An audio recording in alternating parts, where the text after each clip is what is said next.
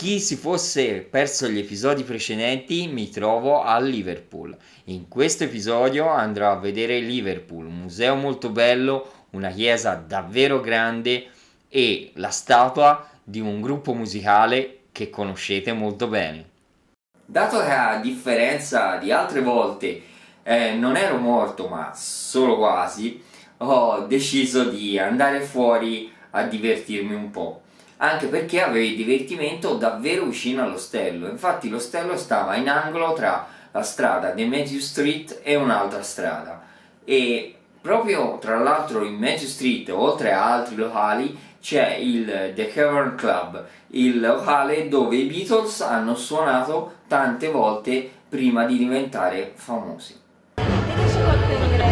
Questa targa sta proprio in Matthew Street. Dato che il Cavern Club è chiuso, voglio vedere un po' com'è questo locale, ma siccome sono molto stanco, la mia intenzione è quella di andarmene presto.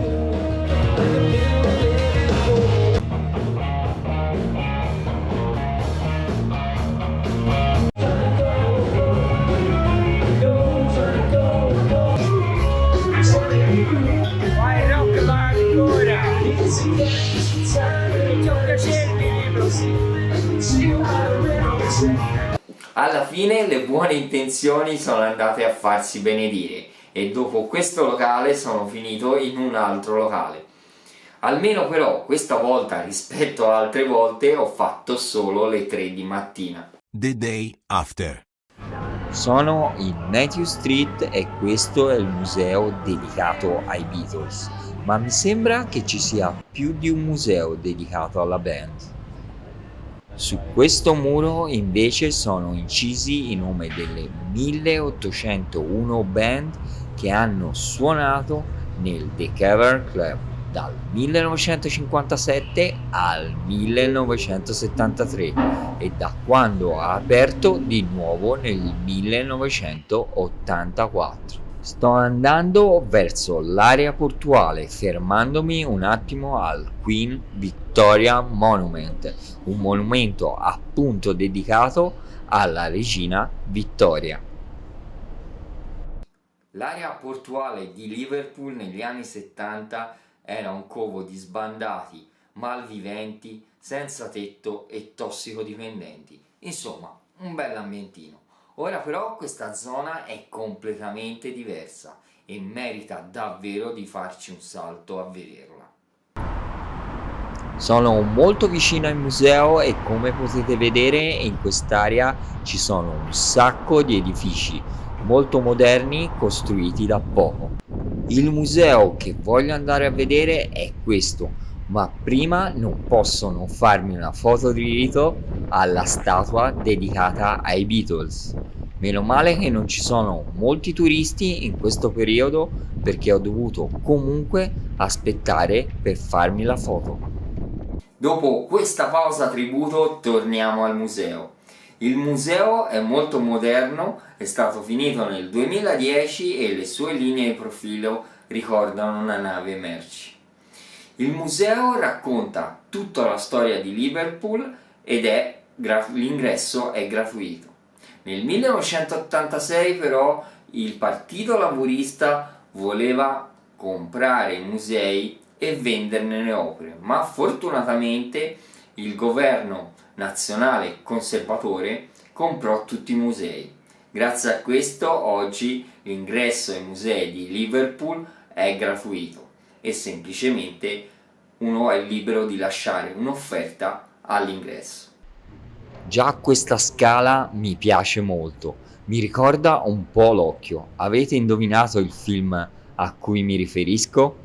Qui dove c'è questo enorme modello si può leggere un po' di storia dei Dogs.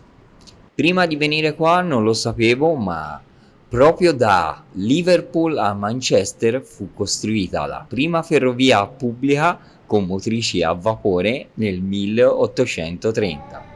Pensate che la massima velocità era di ben 20 km all'ora. Questa che vedete qua davanti è la motrice Lion. In questo museo c'è tutta la storia di Liverpool, devo dire che è molto bellino, cioè è fatto molto bene ed è completamente gratuito tra l'altro. Incredibile ma vero, perché in Inghilterra trovare qualcosa di gratuito è davvero difficile, invece qua è tutto gratuito ed il museo è davvero davvero fatto bene. Sono a metà museo e già mi piace un sacco. Un'altra super lambanana molto simpatica, questa volta fatta a mosaico. La Super Lambanana è un'opera d'arte di Taro Chiezzo. La versione originale è solo 4 pollici, mentre la versione che fu installata all'Albert Docks è un modello 51 realizzato da altri 3 artisti. Oggi esistono un sacco di copie della Super Lambanana e molte sono molto buffe. La Super Lambanana è un incrocio tra una banana e un agnello, perché questi erano 2 tipi di merci molto comuni nel porto di Liverpool.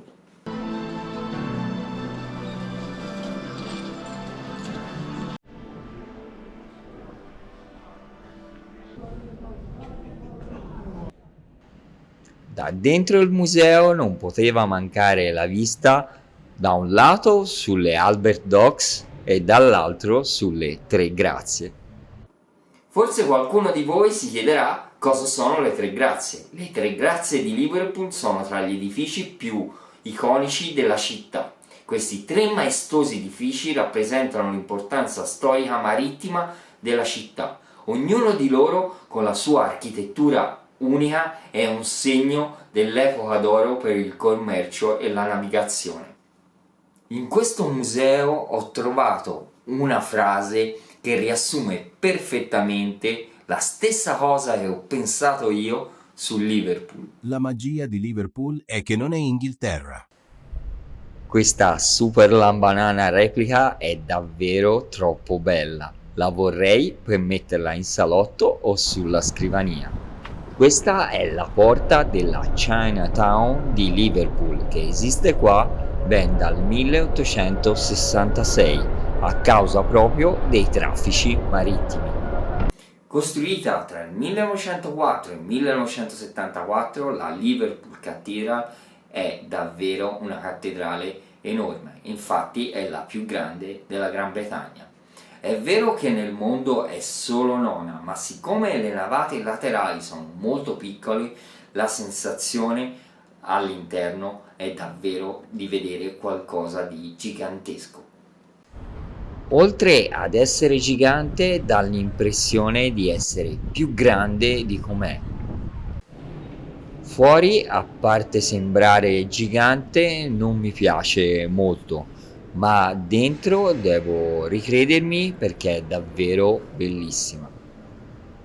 Soprattutto la navata centrale, guardate un po' com'è. La Liverpool Cathedral ospita uno degli organi più grandi del mondo. Con ben 10.000 canne, quest'organo produce dei suoni davvero unici, perfetti per i concerti che vengono organizzati dentro la cattedrale durante tutto l'anno.